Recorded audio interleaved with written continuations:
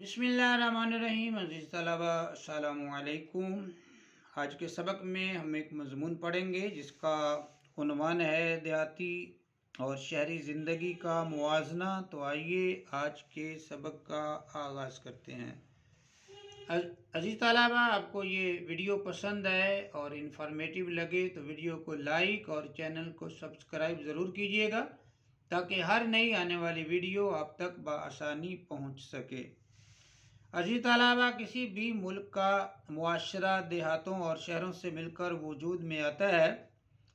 जिन ममालिक का ज़्यादातर इन्हसार ज़राअत और फार्मिंग पर है, उनकी कसीर आबादी देहात पर मुश्तमिल है, और जो ममालिक सनत व हरफत पर भरोसा करते हैं उनकी ज़्यादा आबादी शहरों में रहती है। पाकिस्तान बुनियादी तौर पर एक ज़राई मुल्क है। वो अलहदा बात है कि पाकिस्तानी अवाम का रुझान रोज़ बरोज़ सनत व हरफत की तरफ हो रहा है, मगर अभी तक ज़राई मुल्क होने के नाते मुल्क की कमोबेश 2/3 आबादी का ताल्लुक दही इलाकों से है। चूँकि देहात की निस्बत रोज़मर्रा ज़िंदगी की सहूलतें शहरों में कहीं ज़्यादा मुयस्सर होती हैं, इसलिए हमारे मुल्क के दही इलाकों से ताल्लुक़ रखने वाले लोग या तो बड़े शहरों का रुख कर चुके हैं या कर रहे हैं या मंसूबे बांध रहे हैं।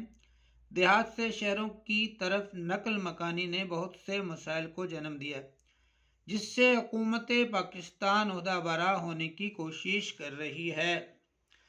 अब सवाल ये पैदा होता है कि लोगों का अपने कदीम मस्कनों को छोड़कर बड़े शहरों की जानिब रुख क्यों है, जबकि मीर अनीस ने तो कहा है, दुश्मन को भी अल्लाह छुड़ाए ना वतन से, जाने वही बुलबुल जो बिछड़ जाए चमन से।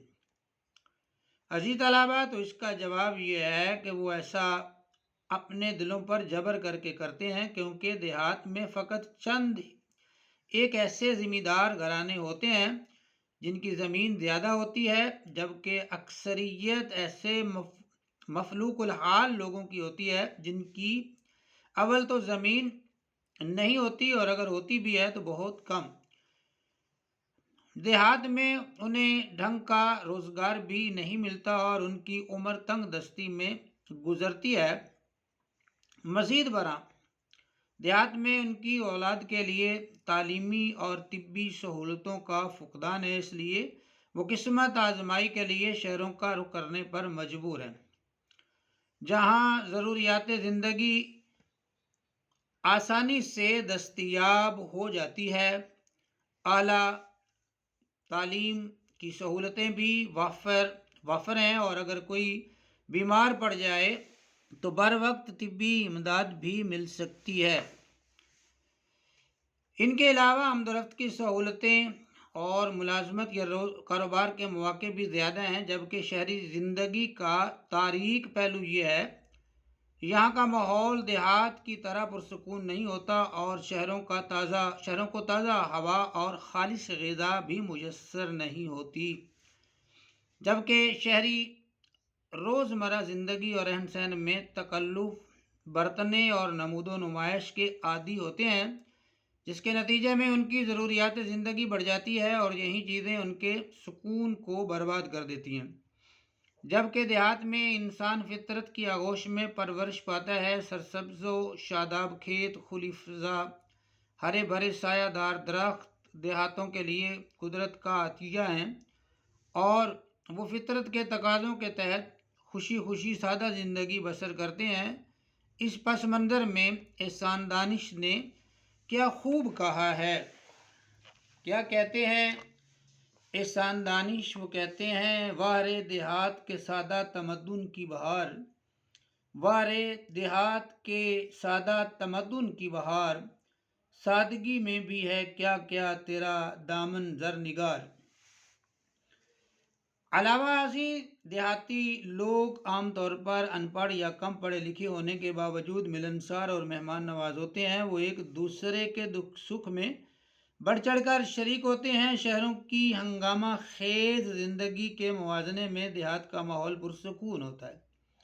یہی وجہ ہے کہ کچھ لوگ سکون قلب کی تلاش میں دیہات کرتے ہیں، جیسا کہ ہمارے شاعر احسان دانش کی خواہش ہے کہ دل یہ کہتا ہے فراق انجمن سہنے لگوں، شہر کی رنگینیاں چھوڑوں یہیں رہنے لگوں۔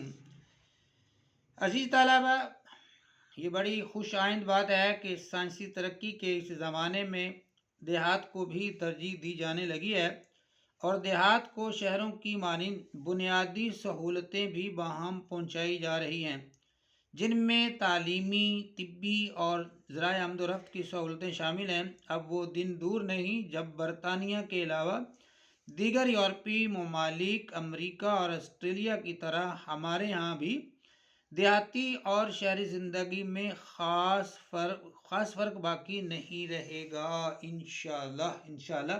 تو جی طلبہ، یہ تھا ہمارا آج کا سبق۔ ملتے ہیں انشاءاللہ نئے سبق کے ساتھ، اگلے سبق کے ساتھ۔ تب تک کے لیے اپنا بہت سا خیال رکھیے گا۔ اللہ حافظ۔